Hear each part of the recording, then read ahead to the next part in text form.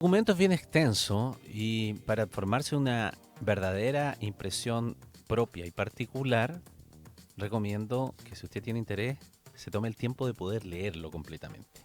¿Mm? Más allá de las visiones que obviamente los distintos sectores hacen la valoración de acuerdo incluso también a la posición política que se tiene. Dicho eso, hay algunos puntos que son interesantes tal vez, que están en el mandato de lo que se le solicitó a esta comisión y cómo evacúa eso en datos y en consideraciones que parecen bastante razonables. ¿En qué sentido, por ejemplo? En lo que dice relación al aspecto del diagnóstico de las tierras, que hay un capítulo completo de ello y que se estructura en dos partes en el documento. En primer lugar, lo que se hace es un análisis cualitativo del sistema de reparación territorial al pueblo mapuche, y allí se abordan aspectos como los extensos plazos de espera por parte de las comunidades, la oferta que hay de tierra, las restricciones sobre el uso de la tierra por parte de las comunidades, etcétera. Y hay un segundo lugar, que es el diagnóstico, que contiene un análisis cuantitativo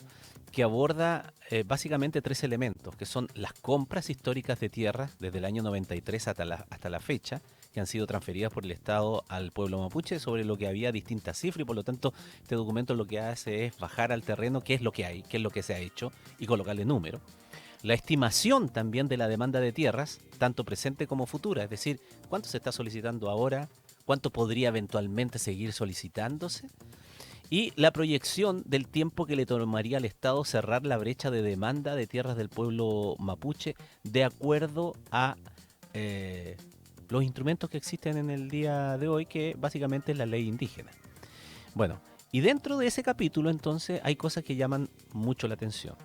Dice el documento que uno de los problemas más persistentes y estructurales del sistema actual de reparación territorial es el excesivo tiempo de espera que enfrentan las comunidades indígenas entre el momento que se les reconoce este derecho a recibir tierras, conocido como aplicabilidad, y la entrega efectiva de esas tierras. Actualmente ese plazo se estima entre 20 y 25 años, lo que representa, dice el documento, una carga desproporcionada frente a la urgencia de las necesidades económicas, sociales y culturales de las comunidades que lo solicitan. Y añade que bajo las actuales condiciones,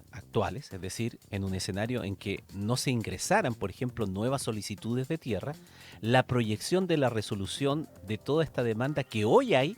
podría tomar entre 80 y 162 años, es decir, alrededor de un siglo, generando una expectativa de solución en las comunidades por parte del Estado. Y por lo tanto se llega a la conclusión de que eso no es posible de mantener en el tiempo, y por lo tanto hay que colocarle un marco, una delimitación. Bueno, los problemas también que presenta el actual proceso de reparación son abordados, y se señala que el sistema actual funciona sobre la base de que la comunidad debe identificar un predio cuyo propietario esté dispuesto a venderlo de forma libre y voluntaria. Y en teoría, el actual sistema busca asegurar que la transacción respete el derecho de propiedad y también se ajuste a las reglas del mercado, pero que sin embargo, en la práctica, ese mecanismo ha generado profundas tensiones. Y ahí están los hechos de violencia, generar un entorno de conflicto, un desgaste institucional, una presión permanente hacia los propietarios para que vendan, lo que entonces redunda también en esa tensión permanente, se señala. Y una vez que las comunidades acceden a la tierra, deben enfrentar un nuevo conjunto de restricciones impuestas por un marco normativo vigente, que es, por ejemplo, ciertas prohibiciones que hay para que se maneje ese territorio. Se prohíbe su arriendo, su subdivisión, su explotación a través de terceros, y aunque esa regulación busca proteger la integridad del territorio indígena y evitar procesos de fragmentación o pérdida de dominio, lo que ha hecho en la práctica ha sido limitar severamente la capacidad que tengan las comunidades para desarrollar modelos de uso de esa tierra adaptados a sus necesidades, contexto y capacidad. Es decir, sacarle provecho a la tierra. Porque al final, lo que ha ocurrido en algunos casos es que muchas de las tierras adquiridas terminan subutilizadas o simplemente abandonadas. Por lo tanto, el instrumento puede estar muy bien pensado, pero si al final el resultado es ese, entonces, ¿para qué se peleó tanto tiempo por obtener una tierra que no va, al final se le va a sacar provecho, no va a ser productiva, no va a permitir el desarrollo de las personas, la salida de estados de pobreza, por ejemplo, y que al final redunde en que el Estado también se tenga que hacer cargo de esas mismas comunidades porque no pueden salir adelante por sí solas. Eh, Son reflexiones de esa naturaleza que incluye el documento. O sea, no es solamente un listado de acciones o de proposiciones para que sean vistas por el Parlamento como tal. Es decir, a lo que voy, para resumir, no se trata solamente de leer las conclusiones,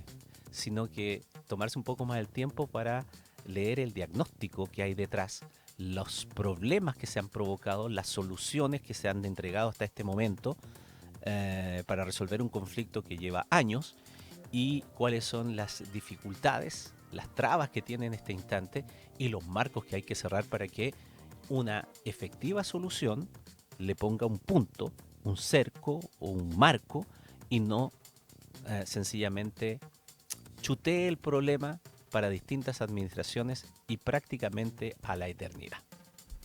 Un repaso profundo a las noticias que nos importan. Escuchas Doble Clic